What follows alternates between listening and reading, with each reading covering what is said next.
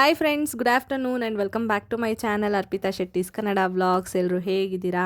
ಎಲ್ಲರೂ ಚೆನ್ನಾಗಿದ್ದೀರಾ ಅಂತ ಅನ್ಕೋತೀನಿ. ನಾನು ಕೂಡ ಚೆನ್ನಾಗಿದ್ದೀನಿ. ಬನ್ನಿ ಇವತ್ತಿನ ವ್ಲಾಗ್ನ ಶುರು ಮಾಡೋಣ.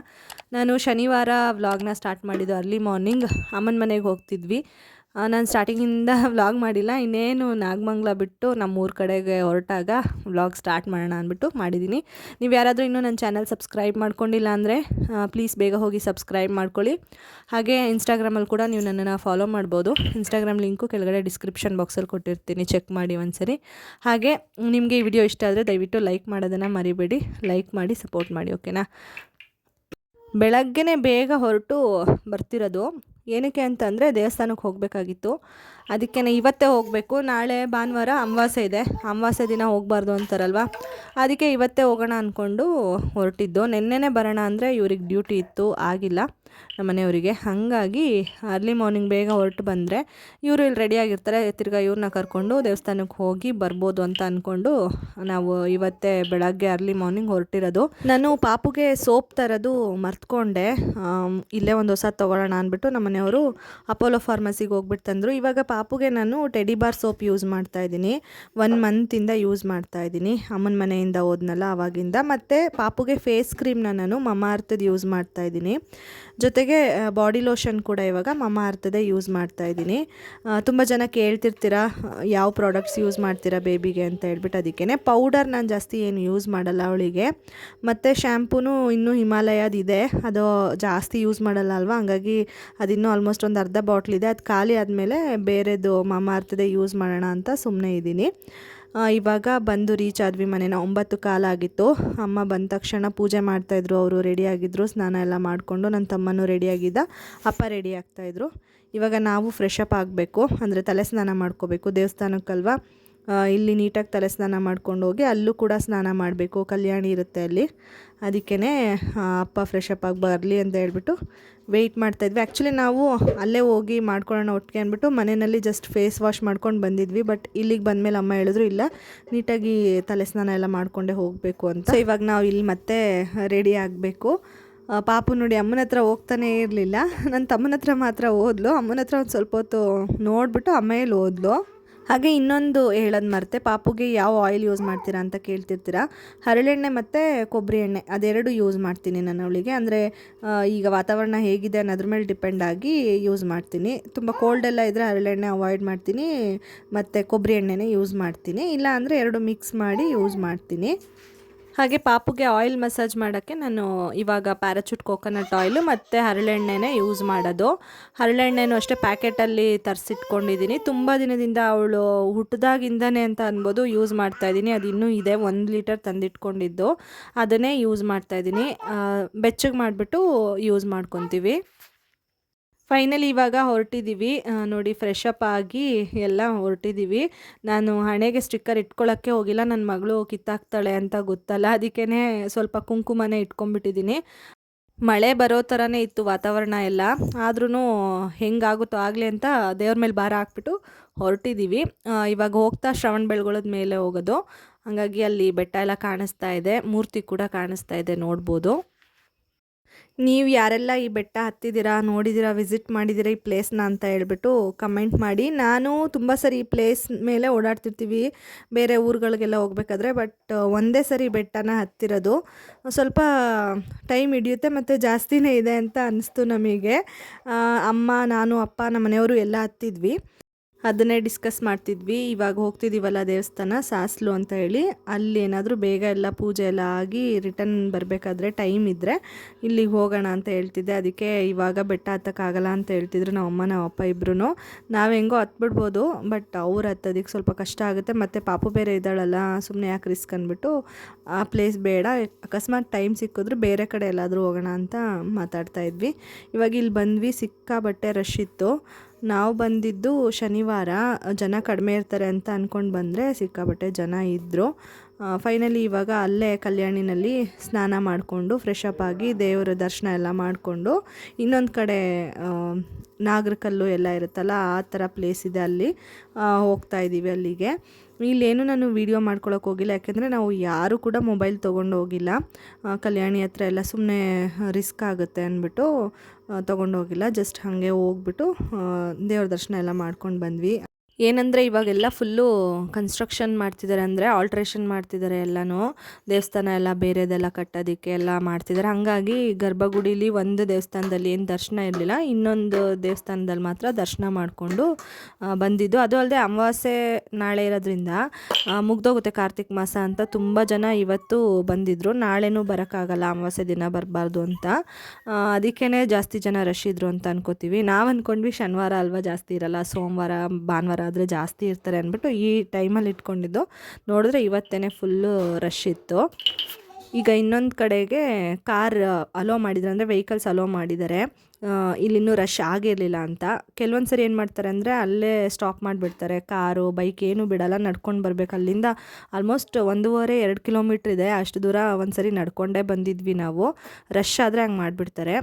ನಾವು ರಿಟರ್ನ್ ಬರೋ ಟೈಮಿಗೆ ಫುಲ್ಲು ಟ್ರಾಫಿಕ್ ಜಾಮ್ ಆಗಿಬಿಟ್ಟಿತ್ತು. ಎಲ್ಲ ರೋಡಲ್ಲೇ ಪಾರ್ಕ್ ಮಾಡಿದ್ರಿಂದ ನೀಟಾಗಿ ಜಾಗ ಇಲ್ಲ ಗಾಡಿಗಳು ರಿಟರ್ನ್ ಹೋಗೋದಕ್ಕೆ. ಹಂಗಾಗಿ ಆವಾಗ ಸ್ಟಾಪ್ ಮಾಡಿದ್ರು. ಹೆಂಗೋ ನಾವು ಮಾತ್ರ ಬಂದ್ವಿ. ಇಲ್ಲೆಲ್ಲ ಅಂಗಡಿಗಳು ಎಲ್ಲ ಹಾಕಿದ್ರು. ಇವಾಗ ಕಾರ್ ಪಾರ್ಕ್ ಮಾಡೋಕ್ಕೆ ಜಾಗ ಹುಡುಕ್ಬಿಟ್ಟು ಮನೆಯವರು ಪಾರ್ಕ್ ಮಾಡಿ ಬರ್ತೀನಿ ಅಂತ ಹೋದರು. ನಾವು ಪೂಜೆ ಸಾಮಾನೆಲ್ಲ ಡಿಕ್ಕಿಲೇ ಇಟ್ಬಿಟ್ಟಿದ್ವಿ. ಅದಕ್ಕೇ ಇವಾಗ ಹೋಗ್ತಾ ಇದ್ದೀವಿ ತೊಗೊಂಡು ಬರೋಣ ಅಂತ. ಅವ್ರ ಹಿಂದೆನೇ ಅವರು ದೂರ ಹೋಗಿ ಪಾರ್ಕ್ ಮಾಡಿದ್ರು, ಜಾಗ ಇಲ್ಲ ಅಂತ. ನಾನು ಅಮ್ಮ ನಡ್ಕೊಂಡು ಹೋಗ್ತಾ ಇದ್ವಿ. ಅಲ್ಲೇ ನಿಲ್ಲಿಸ್ಬಿಟ್ಟು ತೊಗೊಳ್ಳೋಣ ಅಂದರೆ ಹಿಂದಿಂದನೇ ವೆಹಿಕಲ್ಸು ಆನ್ ಮಾಡ್ತಾನೇ ಇರ್ತಾರೆ. ಸುಮ್ಮನೆ ತಲೆ ಚಿಟ್ಟಿಡ್ದಂಗೆ ಆಗುತ್ತೆ, ಟ್ರಾಫಿಕ್ ಜಾಮ್ ಆಗುತ್ತೆ ಅಂದ್ಬಿಟ್ಟು ಅವ್ರನ್ನ ಕಳಿಸ್ಬಿಟ್ವಿ. ನಾವೇ ಹೋಗಿ ಎತ್ಕೊಂಡ್ರಾಯ್ತು ಪೂಜೆ ಸಾಮಾನ ಅಂತ. ಇಲ್ಲೂ ಕೂಡ ದೇವಸ್ಥಾನ ಎಲ್ಲ ಏನೇನೋ ಕನ್ಸ್ಟ್ರಕ್ಷನ್ ಮಾಡ್ತಿದ್ದಾರೆ. ಹಂಗಾಗಿ ಒಂಥರ ಅನ್ನಿಸ್ತಿತ್ತು ನನಗೆ, ತುಂಬ ಎಲ್ಲ ಗಲೀಜು ಮಾಡಿಬಿಟ್ಟಿದ್ದಾರೆ ಈ ಜಾಗನ ಅಂತ ಅನ್ನಿಸ್ತಿತ್ತು. ಹೋದ ತಕ್ಷಣವೇ ನನಗೆ ಅನ್ನಿಸ್ತು. ಯಾವ ಸರಿನೂ ಹಂಗೆ ಅನಿಸಿರ್ಲಿಲ್ಲ ನನಗೆ, ಈ ಸರಿ ಯಾಕೋ ಹಂಗೆ ಅನ್ನಿಸ್ತು. ಮೇ ಬಿ ಲಾಸ್ಟಲ್ಲಿ ಬಂದಿದ್ದೀವಲ್ಲ ಅದಕ್ಕೇನೋ. ಮುಂಚೆ ಎಲ್ಲ ಸ್ಟಾರ್ಟಿಂಗ್ ವೀಕು ಸೆಕೆಂಡ್ ವೀಕಲ್ಲೇ ಬಂದು ಹೋಗ್ತಿದ್ವಿ. ಈ ಸರಿ ಫುಲ್ ಲಾಸ್ಟಿಗೆ ಬಂದಿರೋದಕ್ಕೆ ಅಷ್ಟು ಗಲೀಜಿದೆ, ಮೇಂಟೆನೆನ್ಸ್ ಇನ್ನೂ ಮಾಡಬೇಕಿತ್ತು ಅಂತ ಅನಿಸ್ತು. ಜೊತೆಗೆ ಜನಗಳು ಸಹಕರಿಸ್ಬೇಕು ಅಂತ ಅನಿಸ್ತು ನನಗೆ. ಏಕೆಂದರೆ ಎಲ್ಲ ಪೂಜೆ ಮಾಡೋದು, ಎಲ್ಲ ಪೇಪರ್ಸು, ಪ್ಲ್ಯಾಸ್ಟಿಕ್ಕು, ಬಾಕ್ಸ್ಗಳು, ಗಂಧದ ಕಡ್ಡಿದು ಎಲ್ಲನೂ ಅಲ್ಲಲ್ಲೇ ಬಿಸಾಕ್ಬಿಟ್ಟು ಎಲ್ಲ ಗಲೀಜು ಮಾಡಿ ಹಾಕ್ಬಿಟ್ಟಿದ್ರು. ನಂಗೆ ಅದು ನೋಡೇ ಒಂಥರ ಅನಿಸ್ಬಿಡ್ತು, ಅದು ದೇವಸ್ಥಾನ ಇರೋ ಜಾಗದಲ್ಲಿ ಈ ಥರ ಎಲ್ಲ ಮಾಡಿದಾರಲ್ಲ ಅಂತ ಹೇಳ್ಬಿಟ್ಟು. ವಿಡಿಯೋದಲ್ಲಿ ನೀವು ಕೂಡ ಅಬ್ಸರ್ವ್ ಮಾಡ್ಬೋದು ಎಷ್ಟು ಪ್ಲ್ಯಾಸ್ಟಿಕ್ಕು ವೇಸ್ಟ್ ಎಲ್ಲ ಅಲ್ಲಲ್ಲೇ ಇದೆ ಅಂತ ಹೇಳ್ಬಿಟ್ಟು. ಏನಂದರೆ ಅದನ್ನ ಅಲ್ಲಲ್ಲೇ ತೊಗೊಂಡೋಗಿ ಬೇರೆ ಕಡೆ ಹಾಕಬೇಕು, ಇಲ್ಲ ಅಂದರೆ ಅದನ್ನೆಲ್ಲ ಅಲ್ಲಿ ತೊಗೊಂಡು ಬಂದು ಮಾಡೋದಕ್ಕೆ ಬಿಡಬಾರ್ದು. ಅಂದರೆ ಪ್ಲ್ಯಾಸ್ಟಿಕ್ ಅದೆಲ್ಲ ಅಲೋನೇ ಮಾಡಬಾರ್ದು. ಆ ಥರ ಏನಾದರೂ ಒಂದು ವ್ಯವಸ್ಥೆ ಮಾಡಿಕೊಂಡ್ರೆ ಸ್ವಲ್ಪ ಕ್ಲೀನಾಗಿರುತ್ತೆ ಅಂತ ನನಗನ್ನಿಸ್ತು. ಮೇ ಬಿ ಕನ್ಸ್ಟ್ರಕ್ಷನ್ ಕಡೆ ಅವರು ಈ ಸರಿ ಗಮನ ಹರಿಸಿ ಇದನ್ನು ಗಮನ ಹರಿಸಿಲ್ಲ ಅಂತ ಅನ್ಕೋತೀನಿ. ಇನ್ನೊಂದಲ್ಲಿ ಮೇಯ್ನ್ ದೇವಸ್ಥಾನ ಫಸ್ಟ್ ಹೋಗಿದ್ವಿ ನೋಡಿ, ಅಲ್ಲಿ ಪೂಜೆ ಎಲ್ಲ ಮಾಡಿದ್ದಂತೂ ಅಲ್ಲಲ್ಲೇ ಗುಡಿಸಿ ಅಂದರೆ ಒಂದು ಗುಡ್ಡೆ ಮಾಡಿಬಿಡ್ತಾಯಿದ್ರು ನಾವು ಪೂಜೆ ಮಾಡಿದ್ದನು. ಕೆಲವೊಂದು ಸರಿ ಏನು ಗೊತ್ತಾ, ನಮ್ಮ ಮೈಂಡ್ ಸೆಟ್ಗಳಲ್ಲೂ ಹೀಗೆ ಮಾಡಬೇಕು, ಇಲ್ಲಾಂದರೆ ಅದು ಸರಿ ಇಲ್ಲ ನಾವು ಮಾಡಿದ್ದು ಅನ್ನೋ ಥರ ಫಿಕ್ಸ್ ಆಗಿಬಿಟ್ಟಿರ್ತೀವಿ. ಅಂದರೆ ಏನು ಗೊತ್ತಾ, ಹಿಂದೆಯಿಂದ ಫಾಲೋ ಮಾಡ್ಕೊಂಬಂದಿರ್ತೀವಲ್ವ, ಅದನ್ನು ಮಾಡಲೇಬೇಕು ಅನ್ನೋದು ಎಲ್ಲರೂ ಮೈಂಡಲ್ಲೂ ಫಿಕ್ಸ್ ಆಗಿಬಿಟ್ಟಿರುತ್ತೆ. ಮಾಡಿಲ್ಲ ಅಂದರೆ ಒಂಥರ ಮೈಂಡ್ಗೆ ಸಮಾಧಾನನೇ ಇರಲ್ಲ ಅವರಿಗೆ. ಹೇಗೆ ಅನಿಸ್ತಿರುತ್ತೆ ಅಂದರೆ ನಾವು ಮಾಡಿದ್ದೇನು ದೇವ್ರಿಗೆ ಸಲ್ಲಿಲ್ವೇನೋ ಪೂಜೆ ಅನ್ನೋ ಥರ ಬಂದುಬಿಡುತ್ತೆ. ಅದಕ್ಕೆ ಹಾಗೆಲ್ಲ ಮಾಡ್ತಿರ್ತಾರೆ. ಈ ಸರಿ ನನಗೆ ಯಾಕೆಂದರೆ ದೇವಸ್ಥಾನದ ಒಳಗಡೆ ಪೂಜೆ ಮಾಡ್ತಿರ್ಲಿಲ್ಲ ಅಲ್ವಾ, ಕನ್ಸ್ಟ್ರಕ್ಷನ್ ಎಲ್ಲ ಮಾಡ್ತಿದ್ರು, ಏನೇನೋ ರಿನೋವೇಷನ್ ಎಲ್ಲ ಮಾಡ್ತಿದ್ರು ಅಂದ್ಬಿಟ್ಟು ಹೊರಗಡೆ ಅವ್ರು ಏನು ಹಣ್ಣು ಕಾಯಿ ತಂದಿದ್ರಲ್ಲ ಅದೆಲ್ಲ ಪೂಜೆ ಮಾಡ್ತಿದ್ರು. ಅದನ್ನೆಲ್ಲ ಅಲ್ಲಲ್ಲೇ ಗುಡಿಸಿ ಅದನ್ನು ಎತ್ಕೊತಾನೂ ಇರಲಿಲ್ಲ, ಎಲ್ಲ ಗುಡ್ಡೆ ಮಾಡಿ ಬಿಸಾಕ್ತಾಯಿದ್ರು. ಆ ಥರ ಮಾಡ್ತಾಯಿದ್ರು. ಮೇ ಬಿ ನೆಕ್ಸ್ಟ್ ಇಯರ್ ಅಷ್ಟೊತ್ತಿಗೆ ಎಲ್ಲನೂ ಸ್ವಲ್ಪ ಸುಧಾರಿಸುತ್ತೆ ಅಂತ ಅಂದ್ಕೊಂಡಿದ್ದೀನಿ. ಅಲ್ಲಿ ಕಲ್ಯಾಣಿ ಇದೆ ಅಲ್ವಾ, ಸ್ನಾನ ಅಲ್ಲೇ ಮಾಡ್ಕೋಬೇಕು ಅಂತ ಹೇಳಿದ್ನಲ್ಲ, ಅಲ್ಲೂ ಸ್ವಲ್ಪ ಎಲ್ಲ ಗಂಗೆ ಪೂಜೆ ಮಾಡೋಕ್ಕೆಲ್ಲ ಇಟ್ಟು ಜಾಗನೇ ಇಲ್ದಂಗೆ ಮಾಡಿಬಿಟ್ಟಿದ್ರು, ನಿಂತ್ಕೊಂಡು ನೀರು ಎತ್ಕೊಳ್ಳೋದಕ್ಕೂ. ಮತ್ತು ಬೇರೆ ಹೊರಗಡೆ ಎಲ್ಲ ಅಷ್ಟು ಪರವಾಗಿಲ್ಲ. ಇಲ್ಲಿ ನಾಗರಕಲ್ಲಿಗೆ ಪೂಜೆ ಮಾಡ್ತಾರಲ್ವ, ಅವರೇ ಓನಾಗಿ ಮಾಡ್ಕೊಳ್ಳೋದ್ರಿಂದ ಅರ್ಧ ಎಲ್ಲ ಅಲ್ಲಲ್ಲೇ ಬಿಸಾಡಿ ಗಲೀಜು ಮಾಡಿದರು ಅಂತ ಅನ್ಕೋತೀನಿ. ನಾವು ಪಾಪುಗೆ ಅಲ್ಲೇ ಸ್ನಾನ ಮಾಡಿಸಿದ್ವಿ. ಚೊಂಬು ತೊಗೊಂಡೋಗಿದ್ವಿ ಪುಟಾಣಿದು, ಆ ಚೊಂಬಲ್ಲಿ 3 ಚೊಂಬು ನೀರು ಹಾಕ್ಸಿದ್ವಿ. ನಾವು ಎಲ್ಲ 3 ಬಿನ್ಗೆ ನೀರು ಹಾಕ್ಕೊಂಡ್ವಿ ಅಲ್ಲೇ ಕಲ್ಯಾಣಿನಲ್ಲಿ. ನನಗೂ ಪಾಪುಗೂ ನೆಗಡಿ ಇತ್ತು ಸ್ವಲ್ಪ. ದೇವರಿಗೆ ನಾನು ಅಂದ್ಕೊಂಡೆ ನಾನು ಸ್ನಾನ ಮಾಡಿಸ್ತೀನಿ ಪಾಪುಗೂ ಕೂಡ ಇಲ್ಲಿ. ಅವಳಿಗೆ ನೆಗಡಿ ಎಲ್ಲ ಕಡಿಮೆ ಆಗಲಿ, ಜಾಸ್ತಿ ಆಗೋದು ಬೇಡ ಅಂತ. ಅದು ಹಂಗೇನೆ ಆಯಿತು ನಿಜವಾಗ್ಲೂ. ನೆಗಡಿನೇ ಹೊರ್ಟೋಯ್ತು ಅವಳಿಗೆ ಕಂಪ್ಲೀಟಾಗಿ. 1 ಮಂತಿಂದ ಸ್ವಲ್ಪ ಸ್ವಲ್ಪ ಇತ್ತು, ಇವಾಗ ಕಂಪ್ಲೀಟಾಗಿ ಹೊರ್ಟೋಗಿದೆ. ಎಲ್ಲ ದೇವ್ರ ದಯೆ. ನಂಬಿ ಮಾಡಿದ್ದೀನಿ ಅಷ್ಟೇ. ಯಾಕೆಂದರೆ ನಾವು ಕುಕ್ಕೆ ಸುಬ್ರಹ್ಮಣ್ಯನೂ ಎಲ್ಲ ಪೂಜೆ ಮಾಡಿಸಿ ಎಲ್ಲ ಮಾಡಿ ಅದಾದಮೇಲೆ ಇವಳು ಹುಟ್ಟಿದ್ದಲ್ವ, ಅದೊಂದು ನಂಬಿಕೆ ನನಗೆ. ಅದಕ್ಕೇ ಇವಾಗ ಅಲ್ಲಿ ಟೈಮ್ ಇತ್ತು ಇನ್ನೂ ಅಂದ್ಬಿಟ್ಟು ಮೇಲ್ಕೋಟೆಗೆ ಬಂದ್ವಿ. ಮೇಲ್ಕೋಟೆ ಮತ್ತು ಕೆರೆ ತಣ್ಣೂರೆಲ್ಲ ಹೋಗೋಣ ಅಂತ. ಬಟ್ ಮೇಲ್ಕೋಟೆನಲ್ಲಿ ಇನ್ನೂ ಬಾಗಿಲು ಓಪನ್ ಆಗಿರಲಿಲ್ಲ, ದರ್ಶನ ಇರಲಿಲ್ಲ. ಒಂದು ಅರ್ಧ ಮುಕ್ಕಾಲು ಗಂಟೆ ಆಗುತ್ತೆ ಅಂತ ಅಂದರು, 3:15 ಮೇಲಂದರು. ಅದಕ್ಕೇ ನಾವು ಧನುಷ್ಕೋಟಿ ಅಂತ ಇದೆ ಅಲ್ವಾ, ಅಲ್ಲೇ ಒಂದೂವರೆ ಕಿಲೋಮೀಟ್ರ್ ಆಗುತ್ತೇನೋ ಅಷ್ಟೇ, ಅಲ್ಲೇ ಕಾರಲ್ಲಂತೂ ಹೋದಂಗೆ ಗೊತ್ತಾಗಲಿಲ್ಲ. ಹೋದ್ವಿ. ನಾನು ನೋಡಿರಲಿಲ್ಲ ಇಲ್ಲಿ ಹೇಗಿದೆ ಏನು ಅಂತ. ಫಸ್ಟ್ ಟೈಮ್ ನಾನು ಇಲ್ಲಿಗೆ ಬರ್ತಿರೋದು. ಮೇಲ್ಕೋಟೆಗೆ ತುಂಬ ಸರಿ ಬಂದಿದ್ರು, ಒಂದು ಸರಿನೂ ಇಲ್ಲಿ ನೋಡೇ ಇಲ್ಲ. ಇಷ್ಟು ಹತ್ರ ಇದೆ ಇದು ಅನ್ನೋದು ಗೊತ್ತಿಲ್ಲ. ನಾನು ಎಲ್ಲೋ ತುಂಬ ದೂರ ಇದೆ ಅಂತ ಅಂದ್ಕೊಂಡ್ಬಿಟ್ಟಿದ್ದೆ. ನಮ್ಮ ಮದುವೆನಲ್ಲಿ ಪ್ರೀ ವೆಡ್ಡಿಂಗ್ ಶೂಟ್ ಮಾಡಿಸಿದ್ವಿ ನೋಡಿ 6 ಇಯರ್ಸ್ ಬ್ಯಾಕ್. ಅದು ಕೂಡ ಇಲ್ಲಿ ಮೇಲ್ಕೋಟೆಯಲ್ಲಿ ಸ್ವಲ್ಪ ಫೋಟೋಸ್ ಎಲ್ಲ ತೆಗೆದಿದ್ವಿ. ಬಟ್ ಆವಾಗೂ ಇಲ್ಲಿಗೆ ಬಂದಿರಲೇ ಇಲ್ಲ ನಾನು. ಅಲ್ಲೇ ದೊಡ್ಡ ಕೊಳ ಎಲ್ಲ ಇದೆಯಲ್ಲ ಅಲ್ಲೇ, ಮತ್ತು ಮಂಟಪ ಥರ ಎಲ್ಲ ಇದೆಯಲ್ಲ ಅಲ್ಲಿ ಫೋಟೋಶೂಟ್ ಮಾಡಿಸ್ಕೊಂಡು ಹೊರಟೋಗಿದ್ವಿ. ಇವತ್ತೇ ಫಸ್ಟ್ ಟೈಮ್ ಬರ್ತಾ ಇರೋದು. ಹಾಗೆ ನಾನಿಲ್ಲಿ ಇವತ್ತು ವಿಶಾಲ್ ಮಾರ್ಟಲ್ಲಿ ತೊಗೊಂಡಿದ್ದು ಶಾರ್ಟ್ ಟಾಪ್ ಏನಿತ್ತು ಅದು, ಮತ್ತು ಪಲಾಝೋ ವೇರ್ ಮಾಡಿದ್ದೀನಿ. ತೋರಿಸಿದ್ದೆ ನಿಮಗೆ ಒಂದು ವ್ಲಾಗಲ್ಲಿ ನಾನು ಏನೇನು ತೊಗೊಂಡೆ ವಿಶಾಲ್ ಮಾರ್ಟಲ್ಲಿ ಅಂತ ಹೇಳ್ಬಿಟ್ಟು. ಚೆನ್ನಾಗಿ ಅನಿಸ್ತು, ಚೆನ್ನಾಗಿದೆ. ಜೀನ್ಸಿಗೆ ಚೆನ್ನಾಗಿರುತ್ತೆ ಇದು ಪಲಾಝೋಗಿಂತ. ಬಟ್ ನಾನು ಅರ್ಜೆಂಟಲ್ಲಿ ಯಾವುದೋ ಒಂದು ಅಂತ ಅಂದ್ಬಿಟ್ಟು ಎತ್ಕೊಂಡು ಬಂದೆ. ಯಾಕೆಂದರೆ ಇದು ಸೈಡ್ ಕಟ್ ಓಪನ್ ಇಲ್ಲ, ಅದಕ್ಕೇ ಕ್ಲೋಸ್ಡ್ ಇರೋದ್ರಿಂದ ಜೀನ್ಸಿಗೆ ಚೆನ್ನಾಗಿರುತ್ತೆ ಪಲಾಝೋಗಿಂತ. ಇವಾಗ ಹೋಗ್ತಾನೆ ಇಲ್ಲಿ ಮೇಕೆ ಎಲ್ಲ ಇತ್ತು. ಪಾಪುಗೆ ಹಸು, ಕರು, ಮೇಕೆ ಮತ್ತು ನಾಯಿಗಳು ಬೌಬೌ ಅಂತ ಮಾತಾಡ್ಸಿಸಿದ್ರೆ ಎಲ್ಲನೂ ಮಾತಾಡ್ಸೋಕ್ಕೆ ಅವಳಿಗೆ ತುಂಬ ಇಷ್ಟ ಆಗುತ್ತೆ. ಮಾತಾಡಿಸ್ತಾಳೆ, ಮತ್ತು ಅವಳೇನೇ ಒಂಥರ ಅವಳ ಭಾಷೆನಲ್ಲಿ ಮಾತಾಡಿಸ್ತಾಳೆ, ದೋ ದೋ ಅಂತ ಅಂದ್ಕೊಂಡು. ಅದಕ್ಕೇ ಅಲ್ಲಿ ಮಾತಾಡಿಸ್ತಾ ಇದ್ವಿ. ಆಮೇಲೆ ಇಲ್ಲೆಲ್ಲ ಫೋಟೋ ಸೆಷನ್ನು. ಈ ಪ್ಲೇಸ್ ಬಂದು ಫೋಟೋಸ್ ತೊಗೊಳಕ್ಕೆ ಮೇಯ್ನ್ ಚೆನ್ನಾಗಿರುತ್ತೆ. ಪ್ರೀ ವೆಡ್ಡಿಂಗ್ ಶೂಟು ಮತ್ತು ಫಿಲ್ಮ್ ಶೂಟ್ಸು ಆಗಿದೆ ಇಲ್ಲಿ ತುಂಬ ಅಂತ ನಿಮಗೆಲ್ಲ ಗೊತ್ತಿರುತ್ತೆ. ಎಷ್ಟೊಂದು ಫಿಲ್ಮ್ ಶೂಟಿಂಗು ಮತ್ತು ಸಾಂಗ್ಸ್ ಎಲ್ಲ ಶೂಟ್ ಮಾಡಿದ್ದಾರೆ. ಬೇರೆ ಲ್ಯಾಂಗ್ವೇಜ್ ಫಿಲ್ಮ್ಸ್ ಸಾಂಗ್ಸು ಎಲ್ಲನೂ ಇಲ್ಲಿ ಶೂಟ್ ಮಾಡಿದ್ದಾರೆ. ನಾನು ಹೋಗೋಷ್ಟೊತ್ತಿಗಾಗಲೇ ನೋಡಿ ನನ್ನ ತಮ್ಮ ಮೇಲತ್ತಿದ್ದಾನೆ, ಅಮ್ಮನೂ ಮೇಲತ್ತಿದ್ರು. ನಾವಿಲ್ಲಿ ಸ್ವಲ್ಪ ಫೋಟೋ ತೊಗೊಳ್ಳೋಣ ಅಂದ್ಬಿಟ್ಟು ಇಲ್ಲೇ ನಿಂತ್ಕೊಂಡ್ವಿ. ಬೇರೆಯವರೆಲ್ಲ ತೊಗೋತಾಯಿದ್ರು. ಅದಕ್ಕೆ ಅವ್ರದ್ದಾದಮೇಲೆ ಸ್ವಲ್ಪ ಫ್ರೀಯಾಗಿದ್ದಾಗ ತೊಗೊಂಡ್ರೆ ಚೆನ್ನಾಗಿರುತ್ತೆ ಅಂತ ಹೇಳ್ಬಿಟ್ಟು ತೊಗೋತಾ ಇದ್ದೀವಿ. ಮತ್ತು ನಾವು ಈ ಥರ 1 ಡೇ ಟ್ರಿಪ್ ಅವಾಗವಾಗ ಹೋಗ್ತಿರ್ತೀವಿ, ಓಕೆನಾ. ಪಾಪುಗೆ ಊಟ ಎಲ್ಲ ಹೆಂಗೆ ಮ್ಯಾನೇಜ್ ಮಾಡ್ತೀನಿ ಅಂತ ಅಂದರೆ, ನೀವೆಲ್ಲ ಹೇಗೆ ಮ್ಯಾನೇಜ್ ಮಾಡ್ತೀರೋ ಅಂತ ಹೇಳ್ಬಿಟ್ಟು ಕಮೆಂಟ್ ಮಾಡಿ. ನಾನು ಹೇಗೆ ಮಾಡ್ತೀನಿ ಅನ್ನೋದು ಹೇಳ್ತಿದ್ದೀನಿ. ಅವಳಿಗೆ ಯೂಶ್ವಲಿ ಮಾರ್ನಿಂಗ್ ಟೈಮ್ ಬ್ರೇಕ್ಫಾಸ್ಟಿಗೆ ನಾನು ನೈಟ್ ಡ್ರೈ ಫ್ರೂಟ್ಸ್ ನೆನೆ ಹಾಕ್ಬಿಟ್ಟು ಅದನ್ನು ಗ್ರೈಂಡ್ ಮಾಡಿ ಸ್ವಲ್ಪ ರವೆ ಏನಾದರೂ ಮಿಕ್ಸ್ ಮಾಡಿ ಪ್ಯಾನ್ ಕೇಕ್ ಥರ ಮಾಡಿ ಕೊಡ್ತೀನಲ್ವಾ, ಅದನ್ನು ನಾನೇನು ಮಾಡ್ತೀನಿ ಸ್ವಲ್ಪ ಜಾಸ್ತಿನೇ ಮಾಡ್ಕೊಂಬಿಡ್ತೀನಿ. ಬೆಳಗ್ಗೆ ಮನೇಲೇ ತಿನ್ಸೋಕ್ಕಾದರೆ, ಅಂದರೆ ನಾವು ಲೇಟಾಗಿ ಹೊರಟ್ರೆ ಮನೇಲೇ ತಿನ್ನಿಸ್ಬಿಟ್ಟು ಕರ್ಕೊಂಡು ಬರ್ತೀವಿ. ಇಲ್ಲ ಅಂದರೆ ಟ್ರಾವೆಲ್ ಮಾಡ್ತಾನೆ ಅವಳಿಗೆ ಕಾರಲ್ಲೇ ಸ್ವಲ್ಪ ತಿನ್ನಿಸ್ಕೊತೀನಿ. ಅದು ಇಷ್ಟಪಡ್ತಾಳೆ, ಅವಳು ಇಷ್ಟಪಟ್ಟು ತಿಂತಾಳೆ ಸ್ವಲ್ಪನಾದರೂ ಬೇರೆದಕ್ಕೆಲ್ಲ ಕಂಪೇರ್ ಮಾಡಿಕೊಂಡ್ರೆ. ಆಮೇಲೆ ನೀರು ಎಲ್ಲ ಕ್ಯಾರಿ ಮಾಡ್ತೀವಿ ಫ್ಲಾಸ್ಕಲ್ಲಿ, ಚೆನ್ನಾಗಿ ಕಾಯಿಸಿ ಸ್ವಲ್ಪ ಆರಿಸ್ಬಿಟ್ಟು ನೀರು ತಂದಿರ್ತೀನಿ. ಅವಳಿಗೆ ನೀರು ಕುಡ್ಸೋದಕ್ಕೆ ಪುಟಾಣಿದೊಂದು ಗ್ಲಾಸು, ಸ್ಪೂನು ಮತ್ತು ಬಾಕ್ಸ್ ತಂದಿರ್ತೀನಿ. ಈಗ ಪ್ಯಾನ್ ಕೇಕ್ ಹಾಕ್ಕೊಂಡು ಬಂದಿರ್ತೀನಲ್ಲ ಆ ಬಾಕ್ಸ್ ಇರುತ್ತೆ. ಮತ್ತು ಬನಾನಾ, ಏಲಕ್ಕಿ, ಬಾಳೆಹಣ್ಣು ಅದನ್ನು ಕ್ಯಾರಿ ಮಾಡ್ತೀವಿ ಮಧ್ಯದಲ್ಲಿ ಅವಳಿಗೆ ತಿನ್ನಿಸೋದಕ್ಕೆ. ಈ ಥರ ಏನಾದರೂ ದೇವಸ್ಥಾನಗಳಿಗೆ ಹೋಗಿ ಅಲ್ಲೇನಾದರೂ ಪ್ರಸಾದ ಸಿಕ್ಕಿದ್ರೆ ನಮಗೆ ವೈಟ್ ರೈಸ್ ಇರುತ್ತಲ್ವ, ಅದನ್ನು ತಿಂತಾಳೆ ಅವಳು. ಸ್ವಲ್ಪ ಸಾಂಬಾರಲ್ಲಿ ಸ್ಮ್ಯಾಶ್ ಮಾಡಿ ಅಲ್ಲೇ ತಿನ್ನಿಸಿದ್ರೆ ತಿಂತಾಳೆ. ವೈದ್ಯನಾಥ್ಪುರಕ್ಕೆಲ್ಲ ಕರ್ಕೊಂಡು ಹೋಗಿದ್ದಾಗ ಅಲ್ಲೇ ತಿಂದಿದ್ಲು. ಈ ಥರ 1 ಡೇ ಔಟ್ ಎಲ್ಲಾದರೂ ಹೋದಾಗ ಮ್ಯಾನೇಜ್ ಮಾಡೋದಕ್ಕೆ ನಮಗೆ ಈಸಿ ಆಗುತ್ತೆ. ಅಷ್ಟು ಮೀರಿ ಇನ್ನೂ ಬೇಕಂದರೆ ಯಾವುದಾದ್ರೂ ಸ್ವಲ್ಪ ಚೆನ್ನಾಗಿರೋ ಹೋಟೆಲಲ್ಲಿ ರವಾ ಇಡ್ಲಿ ಅದನ್ನು ಕೂಡ ಸ್ವಲ್ಪ ತಿನ್ನಿಸ್ತೀವಿ. ಹೆಂಗೋ 1 ಡೇಗೆ ಮ್ಯಾನೇಜ್ ಆಗುತ್ತೆ.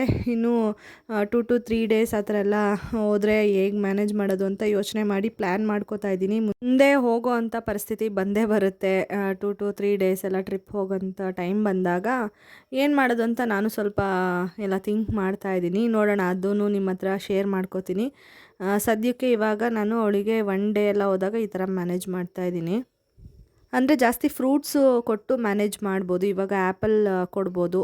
ನಾನು ಬೇಯಿಸಿ ಕೊಡ್ತಾಯಿದ್ದೆ, ಇವಾಗ ಸ್ವಲ್ಪ ಹಾಗೇನೂ ಕೊಡೋದಕ್ಕೆ ಶುರು ಮಾಡಿದ್ದೀನಿ. ಹಾಗಾಗಿ ಆ್ಯಪಲ್ಲು, ಬನಾನಾ ಈ ಥರ ಎಲ್ಲ ಕೊಟ್ಟು ಮ್ಯಾನೇಜ್ ಮಾಡ್ಬೋದು. ಮಧ್ಯದಲ್ಲಿ ಫೀಡ್ ಕೂಡ ಮಾಡಿಸ್ತಿರ್ತೀನಲ್ವ, ಅಲ್ಲಿಗೆ ಸರಿ ಹೋಗುತ್ತೆ. ಮತ್ತು ನಾನು ಸರಿ ಎಲ್ಲ ಇವಾಗ ಆ್ಯಕ್ಚುಲಿ ಅವಳಿಗೆ ಸ್ಟಾಪ್ ಮಾಡಿಬಿಟ್ಟಿದ್ದೀನಿ ರಾಗಿ ಸರಿನ ಕೊಡ್ತಾ ಇಲ್ಲ. ಏಕೆಂದರೆ ಕೋಲ್ಡ್ ಆಗ್ತಿತ್ತು ಅವಳಿಗೆ ಕೊಟ್ಟ ಮೇಲೆ. ಅದಕ್ಕೆ ಯಾಕೆ ಬೇಡ ಸ್ಟಾಪೇ ಮಾಡಿಬಿಡೋಣ, ಇನ್ನೇನು ನಾರ್ಮಲಾಗಿ ಊಟನೇ ಕೊಡೋಣ ಅಂದರೆ ಈ ಥರ ಅವಳಿಗೆ ಸಪ್ರೇಟ್ ಮಾಡಿ ಕೂಡ ಕೊಡ್ತೀನಿ. ಕೆಲವೊಂದು ಸರಿ ನಾವು ಮಾಡಿದ್ದು ಅವಳು ಏನಾದರೂ ಇಷ್ಟಪಟ್ಟು ತಿಂದರೆ ಅದನ್ನು ಕೂಡ ತಿನ್ನಿಸ್ತೀನಿ. ಈ ಥರ ನಾನು ಮಾಡ್ಕೊತಾ ಇದ್ದೀನಿ ಮನೆಯಲ್ಲಿ. ಹಾಗಾಗಿ ಸರಿ ಎಲ್ಲ ಕ್ಯಾರಿ ಮಾಡ್ತಾಯಿಲ್ಲ. ಬೇರೆದು ಸರಿಗಳನ್ನ ಮಾಡಿ ಟ್ರಾವೆಲ್ ಫ್ರೆಂಡ್ಲಿ ಇರೋದನ್ನು ತೊಗೊಂಡು ಹೋಗ್ಬೋದು. ಸೊ ಅದೇ ಪ್ಲ್ಯಾನಲ್ಲಿ ನಾನು ಕೂಡ ಇದ್ದೀನಿ. ಬಟ್ ಅದಕ್ಕೆ ಮುಂಚೆ ನಾನು ಅದೆಲ್ಲ ಇವಳಿಗೆ ಮನೆಯಲ್ಲೂ ಕೂಡ ಟ್ರೈ ಮಾಡಿ ನೋಡಬೇಕು, ಹೇಗೆ ಸೆಟ್ ಆಗುತ್ತಾ ಇಲ್ವಾ ಅಂತ ಹೇಳ್ಬಿಟ್ಟು. ಅಂದರೆ ಈ ಅವಲಕ್ಕಿದು ಮತ್ತು ಕಡಲೆಪುರಿನಲ್ಲೂ ಮಾಡ್ತಾರೆ ನೋಡಿ, ಅದು ಮಖಾನದು ಮಾಡ್ತಾರೆ. ಆ ಥರದ್ದೆಲ್ಲ ನೋಡಿಬಿಟ್ಟು ನಾನು ಟ್ರೈ ಮಾಡೋಣ ಅಂತ ಅಂದ್ಕೊಂಡಿದ್ದೀನಿ. ನೀವೆಲ್ಲ ಹೇಗೆ ಮಾಡ್ತೀರಾ ನನಗೆ ಕಮೆಂಟ್ ಮಾಡಿ, ಓಕೆನಾ? ನನಗೂ ಯೂಸ್ ಆಗುತ್ತೆ. ನನಗೆ ಗೊತ್ತಿರೋ ಅಷ್ಟು ಹೇಳಿದ್ದೀನಿ. ಇನ್ನು ಮುಂದೆ ವ್ಲಾಗ್ಸಲ್ಲಿ ನನಗೆ ಎಕ್ಸ್ಪೀರಿಯೆನ್ಸ್ ಆದಮೇಲೆ ಅದನ್ನು ಕೂಡ ಎಲ್ಲ ಶೇರ್ ಮಾಡ್ಕೋತೀನಿ. ಇವಾಗ ಮೇಲ್ಕೋಟೆಗೆ ಹೋಗಿ ಧನುಷ್ಕೋಟೆಗೆ ಹೋಗಿ ಅದೆಲ್ಲ ದರ್ಶನ ಮುಗಿಸ್ಕೊಂಡು ನಮ್ಮ ಅಪ್ಪ ಅವ್ರ ಮನೆ ದೇವರು ಕೆರೆತಣ್ಣೂರು, ಅಲ್ಲಿಗೂ ಕೂಡ ಬಂದ್ವಿ. ನಮ್ಮ ಮನೆಯವ್ರು ಬಂದಿರಲಿಲ್ಲ ಲಾಸ್ಟ್ ಟೈಮ್. ನಾನು ಪಾಪು ಅಮ್ಮ ಅಪ್ಪ ಎಲ್ಲ ಹೋಗಿದ್ವಿ. ನಮ್ಮ ಸೋದರ ಜೊತೆ ಒಬ್ಬರು ಪೂಜೆ ಇಟ್ಟಿದ್ರು ಇಲ್ಲಿ ಅಂದ್ಬಿಟ್ಟು ಹೋಗಿದ್ವಿ. ಹಾಗಾಗಿ ಇವಾಗ ನಮ್ಮ ಮನೆಯವರು ಬಂದಿದ್ದಾರೆ. ಆ್ಯಕ್ಚುಲಿ ಇಲ್ಲಿಗೆಲ್ಲ ನಾವು ನಾಳೆ ಬರೋಣ ಅಂತ ಅಂದ್ಕೊಂಡಿದ್ವಿ, ಸಂಡೇ. ಬಟ್ ಅಮಾವಾಸ್ಯೆ ಇತ್ತಲ್ಲ, ನಮ್ಮ ಮನೆಯವ್ರಿಗೆ ಯಾಕೋ ಇಷ್ಟ ಇರಲಿಲ್ಲ. ಅಮಾವಾಸ್ಯೆ ದಿನ ಏನಕ್ಕೆ ಬೇಡ ಅಂತ ಹೇಳ್ತಿದ್ರು. ಸರಿ ಇನ್ನೇನು ಅಲ್ಲಿ ಸಾಸ್ಲಿಗೆ ಹೋಗಿ ಪೂಜೆ ಮುಗಿಸ್ಕೊಂಡ್ಮೇಲೆ ಟೈಮ್ ಇತ್ತಲ್ಲ ಅಂದ್ಬಿಟ್ಟು ಇಲ್ಲಿಗೆಲ್ಲ ಬಂದ್ವಿ. ಮೇಲ್ಕೋಟೆ ಮತ್ತು ಕೆರೆತಣ್ಣೂರು ಇದನ್ನೆಲ್ಲ ಮುಗಿಸ್ಕೊಂಡು ನಾಗಮಂಗಲದಲ್ಲಿ ಒಂದು ದೇವರಿದೆ, ಅದು ಮುಗಿಸ್ಕೊಂಡು ಹೋಗೋಣ. ಅಂದರೆ ನಾವು ಇಲ್ಲಿಗೆಲ್ಲ ಬಂದಮೇಲೆ ಹೇಗೆ ಎಲ್ಲ ದೇವ್ರನ್ನೂ ನೋಡ್ಕೊಂಡು ಹೋಗ್ತೀವೋ ಯೂಶ್ವಲಿ ಮನೆ ದೇವ್ರು ಮಾಡೋಕ್ಕೆ ಬಂದಾಗ ಅದೇ ಥರನೇ ಮಾಡಿಕೊಂಡು ಹೋದ್ವಿ. ಹೇಗಿದ್ರು ಪೂಜೆ ಸಾಮಾನೆಲ್ಲ ತಂದಿದ್ರಲ್ಲಿ ಇತ್ತು. ಇನ್ನು ಮೇಯ್ನ್ ನಂಬಿ ನಾರಾಯಣ ಸ್ವಾಮಿ ಅಂತ ಇರೋದು ಗಂಡ ದೇವರು, ಅಲ್ಲಿಗೆಲ್ಲ ಪೂಜೆ ಮಾಡಿಸಿದ್ವಿ. ಪೂಜೆ ಎಲ್ಲ ಮಾಡಿಸ್ಬಿಟ್ಟು ದರ್ಶನ ಮಾಡಿಕೊಂಡು ಬಂದ್ವಿ. ಚೆನ್ನಾಗಿ ಕಾಣಿಸ್ತಾಯಿತ್ತು ನೋಡಿ, ಎಂಟ್ರೆನ್ಸ್ ಇಂದ ಲೈಟ್ಸ್ ಎಲ್ಲ ಹಾಕಿದ್ರಲ್ಲ, ಚೆನ್ನಾಗಿ ಕಾಣಿಸ್ತಾಯಿತ್ತು. ಇವಳಂತೂ ಇವಾಗ ಸಿಕ್ಕಾಪಟ್ಟೆ ಆಟ ಆಡೋದು ಕಲ್ತ್ಬಿಟ್ಟಿದ್ದಾಳೆ. ಅದರಲ್ಲಿ ಅವ್ರ ಅಪ್ಪನ ಜೊತೆ ಸೇರಿಕೊಂಡೆ ಅರ್ಧ ಕಲ್ತಿರೋದು. ಚೆನ್ನಾಗಿ ಆಡಿಸಿ ರೂಢಿ ಮಾಡಾಕ್ಬಿಟ್ಟಿದ್ದಾರೆ. ಈ ಥರ ನಡೆಸೋದು, ರನ್ನಿಂಗ್ ರೇಸ್ ಅಂದರೆ ಈ ಥರ ಅವಳು ಕಾಲು ಬಿಡ್ಕೊಂಡು ಒಂದೇ ಸಮ ಓಡಿ ಬರೋದು, ಈ ಥರ ಎಲ್ಲ ಮಾಡ್ತಾಳೆ. ಇಲ್ಲೂ ಹಂಗೆ ಮಾಡ್ತಾ ಇದ್ಲು. ಮನೇಲೂ ಹಿಂಗೆ ಓಡಾಡ್ತಿರ್ತಾರೆ, ಸೈಡಲ್ಲಿ ಜಾಗ ಇದೆಯಲ್ಲ ಅಲ್ಲಿ. ಇವಾಗ ಅಲ್ಲೇ ಬರ್ತಾ ಇನ್ನೊಂದು ಪಾಪು ಎದುರಿಗೆ ಬಂತು. ಇಬ್ಬರು ಮೀಟಾಗಿ ಮಾತಾಡ್ತಾ ಇದ್ದಾರೆ. ಅಂದರೆ ಅವ್ರದ್ದು ಲ್ಯಾಂಗ್ವೇಜಲ್ಲಿ ಸುಮ್ಮನೆ ಹಂಗೆ ಮಾತಾಡಿಸ್ತಾ ಇದ್ವಿ.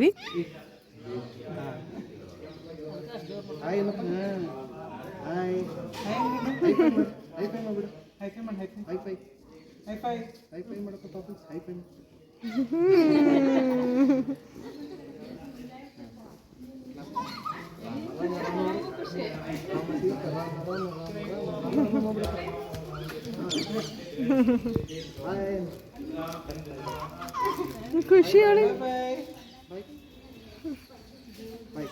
ರಾಮ ರಾಮ. ಫೈನಲಿ ಇಲ್ಲೆಲ್ಲ ದರ್ಶನ ಮುಗಿಸ್ಕೊಂಡು ಹೊರಡ್ತಾ ಇದ್ದೀವಿ. ಎದುರುಗಡೆ ಒಂದು ಕೃಷ್ಣನ ದೇವಸ್ಥಾನ ಇದೆ, ಅಲ್ಲಿಗೂ ಕೂಡ ಹೋಗಿದ್ವಿ. ಮತ್ತು ನರಸಿಂಹಸ್ವಾಮಿ ದೇವಸ್ಥಾನ ಇದೆ ಸ್ವಲ್ಪ ಮೇಲೆ, ಅಲ್ಲಿ ಎಲ್ಲ ಮುಗಿಸ್ಕೊಂಡು ಇವಾಗ ಕೆರೆ ಹತ್ರನೂ ಬಂದಿದ್ವಿ.